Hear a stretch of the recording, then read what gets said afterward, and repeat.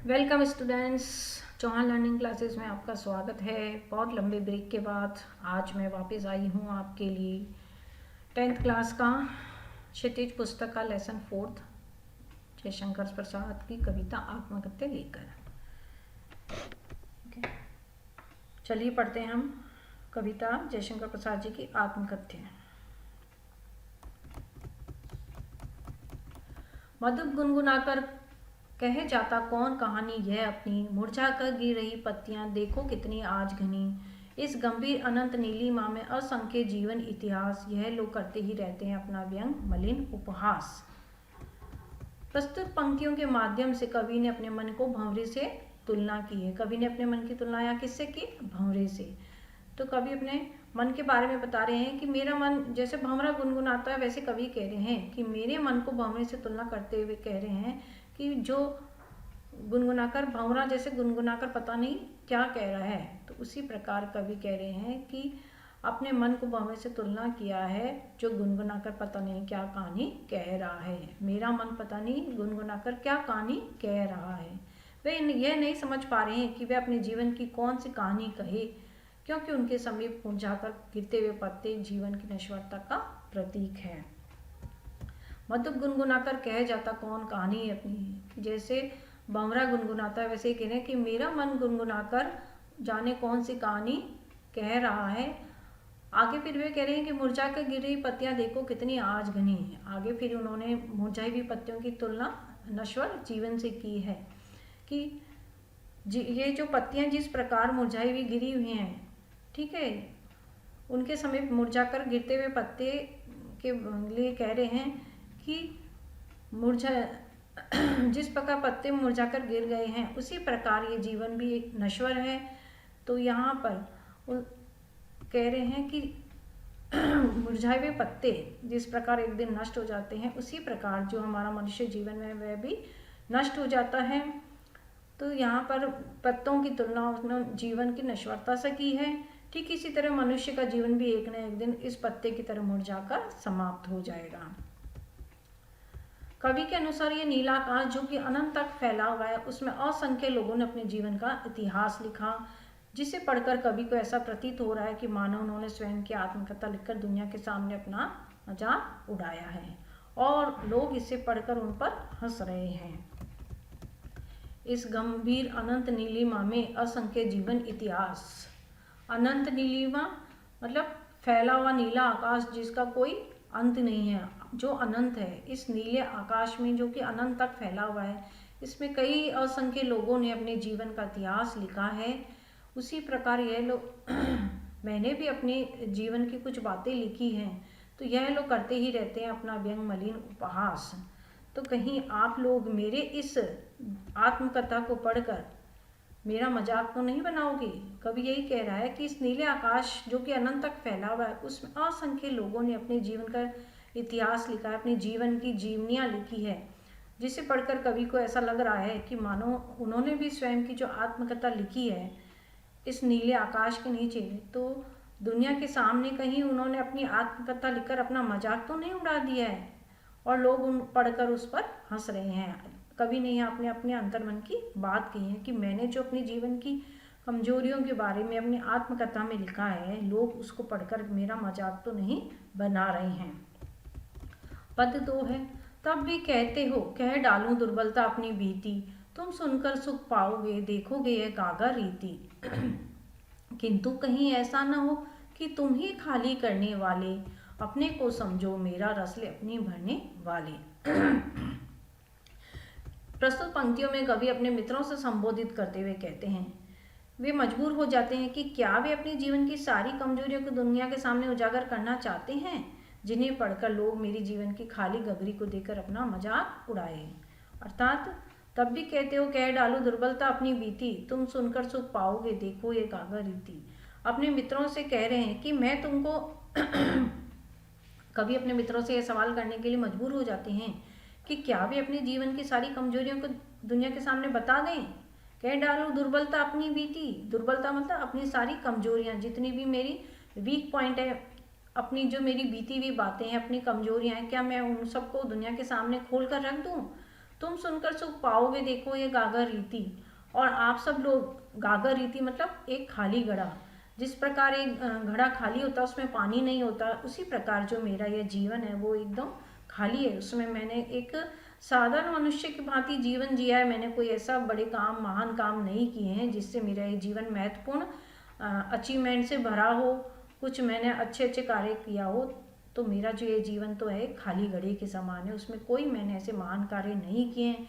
तो आप लोग मेरे इस खाली जीवन को देखकर, मेरी कमजोरियों को देखकर उसको सुख पाओगे। सुख पाओगे मतलब मेरा मजाक ही उड़ाओगे। उस खाली जीवन को देखकर आपको कुछ भी नहीं मिलेगा, आप सिर्फ मेरा मजाक ही उड़ाओगे, मेरी कमजोरियों, मेरी दुर्बलताओं का मजाक ही उड़ाओगे।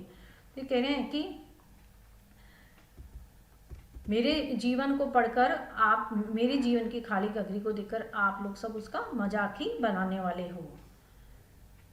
किंतु कहीं ऐसा ना हो कि तुम ही खाली करने वाले अपने को समझो, मेरा रस ले अपनी भरने वाले। आगे वे अपने मित्रों से कहते हैं कि जिन मित्रों ने उनसे आत्मकथा लिखने का आग्रह किया था, उनसे कभी कहते हैं कि मेरी इस आत्मकथा को पढ़कर और मेरे जीवन की गगरी खाली देखकर कहीं ऐसा ना हो कि आप खुद को मेरे दुखों का कारण समझ बैठो और आप यह सोचने लग जाए कि उन्होंने ही मेरी इस जीवन रूपी गगरी को खाली किया है। कहीं आप स्वयं अपने आप को दोषी नहीं समझ बैठो। पद 3, यह विडम्बना आरी सरलते तेरी हंसी उड़ाऊं मैं, भूले अपनी या प्रवंचना औरों को दिखलाऊं मैं, उज्जवल गाथा कैसे गाऊं मधुर चांदनी रातों की, अरे खिलखिलाकर हंसते होने वाली उन बातों की। प्रस्तुत पंक्तियों के माध्यम से यहाँ पता चलता है कि कवि का स्वभाव बहुत ही सरल है। यह विडम्बना, विडम्बना मतलब मेरा यही विडम्बना है कि अरे सरलते तेरी हंसी उड़ाऊं मैं, कि मेरा सरल स्वभाव है और लोग मेरे इसी सरल स्वभाव की हंसी उड़ाते हैं। भूले अपनी या प्रवंचना औरों को दिखलाऊं मैं। कवि यहाँ इन पंक्तियों में यही कहना चाहते हैं कि कवि का स्वभाव जो है बहुत सरल है और इसी स्वभाव के कारण उन्हें जमाने से धोखा खाया है, परंतु इसके बावजूद भी कवि को अपने स्वभाव से, अपने सरल स्वभाव से कोई शिकायत नहीं है और वो अपनी आत्मकथा में इसका मजाक नहीं उड़ाना चाहते हैं। मतलब सरल स्वभाव मतलब होते ना लोग जो अपने बारे में, अपने भीतर की सारी कमजोरियों को सब कुछ बता देते हैं, जबकि आज के इस ज़माने में लोग ऐसे होते हैं अपनी कमजोरियों को नहीं बताते। हाँ, जो उन्होंने महान काम किया उनका जरूर बखान करते हैं, लेकिन अपनी कमजोरियों के बारे में कोई इंसान किसी को नहीं बताता है। तो यहाँ कवि यही कह रहे हैं कि मैं तो सरल स्वभाव का हूँ और अपने इस सरल स्वभाव से ही मैंने धोखा खाया है, लेकिन उसके बावजूद मुझे अपने इस सरल स्वभाव से कोई शिकायत नहीं है।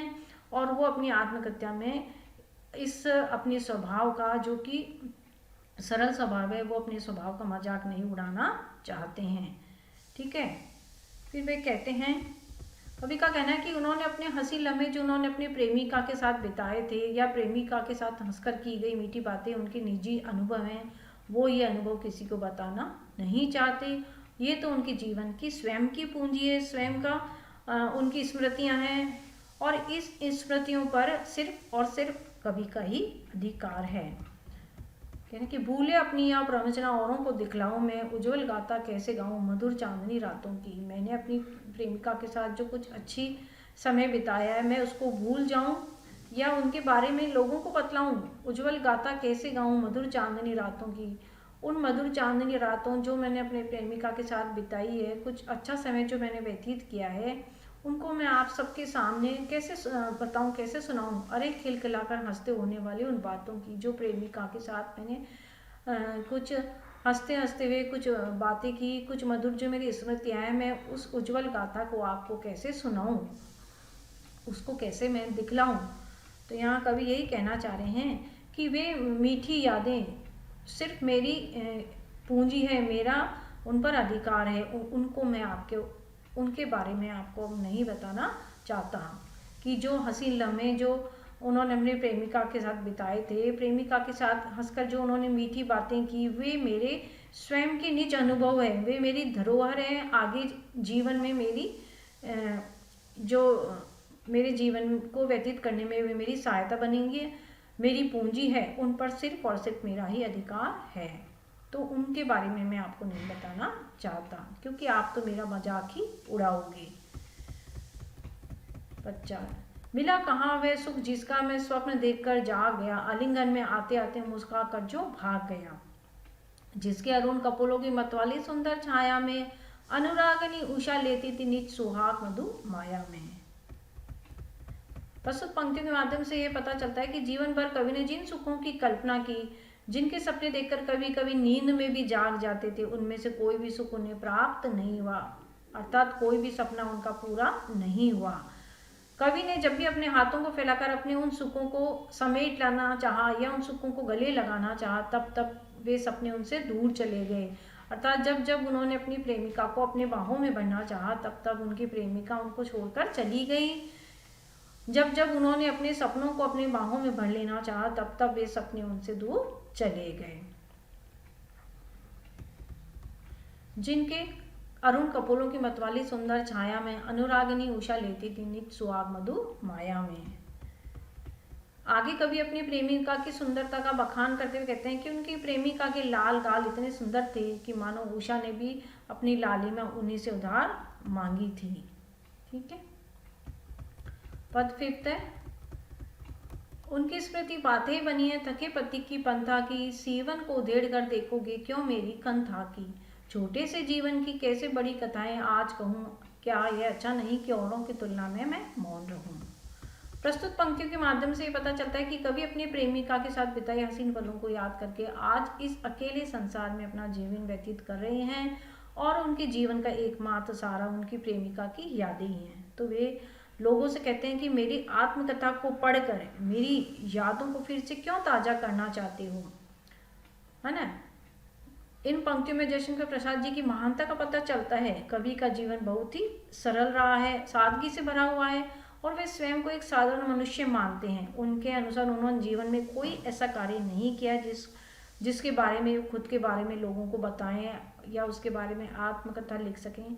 इसलिए वो कहते हैं कि अब मैं चुप ही रहना उचित समझता हूँ, लेकिन दूसरों की गाथाओं को वे सुनते हैं और पढ़ते हैं, है ना।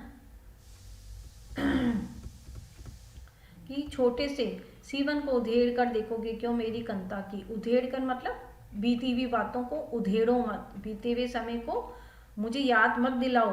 कंथा की मतलब मेरी अंतर्मन, मेरे अंतर्मन की बातों को आप बार बार जगाओ मत, उसको उधेड़ो मत, मेरी बीती हुई यादों को ताजा मत करो। क्योंकि छोटे से जीवन की कैसी बड़ी कथाएं आज कहूँगी, क्योंकि मैंने तो बहुत साधारण जीवन जिया है। तो छोटे से जीवन में मैंने कोई ऐसा महान कार्य नहीं किया जिसके बारे में मैं आप लोगों को बताऊं।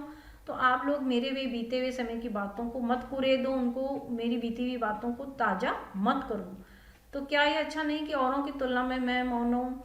इसलिए यही अच्छा है कि औरों की तुलना में मैं मौन रहना चाहता हूँ। जैसे लोग अपने बारे में बड़ी बड़ी बातें बताते हैं, मैंने ये किया, मैंने वो किया, मैं ऐसे अपने बारे में कोई बखान नहीं करना चाहता हूँ, क्योंकि मैंने तो एक साधारण मनुष्य का जीवन जिया है। इसलिए मैं अब अपने जीवन की और बातें आपको नहीं बताना चाहता, अपनी कमजोरियों को आपको और नहीं बताना चाहता। मैं तो एक साधारण मनुष्य हूँ और इसी तरह मैंने साधारण जीवन जिया है, इसलिए अब मैं औरों की तुलना में मौन रहना ही पसंद करता हूँ। लेकिन मैं दूसरों की गाथाओं को वे सुनना और पढ़ना फिर भी पसंद करते हैं, लेकिन अपने बारे में वे अब मौन रहना ही चाहते हैं। आगे 6 पद, सुनकर क्या तुम भला करोगे मेरी भोली आत्मकथा, अभी समय भी नहीं थकी सोई सी मेरी मौन व्यथा।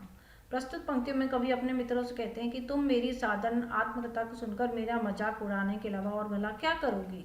सुनकर क्या तुम भला करोगे मेरी भोली आत्मकथा, कि तुम मेरे जीवन की जो भी बातें कमजोरियां हैं, जो भी मैंने सब कुछ आप लोगों के सामने खोल कर इस कविता में रख दिया है, तो आप लोग मेरी कमजोरियों को सुनकर पढ़कर उसका मजाक ही बनाओगे, मेरी तारीफ तो करने वाले नहीं हो, है ना। तो मेरी साधारण सी आत्मकथा को सुनकर मेरा मजाक उड़ाने के अलावा और आप करोगे भी क्या। मेरी आत्मकथा में तुम्हारे लायक कुछ भी नहीं है। मैंने ऐसा कोई महानता का कार्य नहीं किया जिसका वर्णन मैं कर सकूं बढ़ चढ़कर। तो अब मेरे जीवन के सारे दुख शांत हो गए हैं और अब मुझे उन्हें लिखने की इच्छा और शक्ति नहीं है। मतलब मैं अपनी कमजोरियों को लिखते लिखते, अपने जीवन की आत्मकथा को लिखते लिखते हुए अब थक गया हूँ। अब मैं शांत रहना चाहता हूँ, मौन रहना चाहता हूँ, क्योंकि अब मुझ में लिखने की इच्छा और शक्ति अब नहीं बची है, इसलिए अब मैं मौन रहना ही पसंद करता हूँ। उम्मीद करती हूँ आपको ये लेसन समझ में आया होगा। इसी प्रकार मैं आपके लिए और जितने भी आपके 10th क्लास के लेसन हैं उनका मैं रिवीजन कोर्स लेकर आऊँगी नेक्स्ट वीडियो में आपके लिए मैं, और इसके MCQ क्वेश्चन आंसर सब लेके आऊँगी। आप इसी प्रकार मन लगा के पढ़ते रहिए, एग्ज़ाम नज़दीक है आपके। और अगर आपको मेरा वीडियो पसंद आए तो आप सब्सक्राइब कीजिए, मुझे उससे बहुत मोटिवेशन मिलेगा। मिलती हूँ आपसे नेक्स्ट वीडियो में, तब तक के लिए थैंक्स और बाय।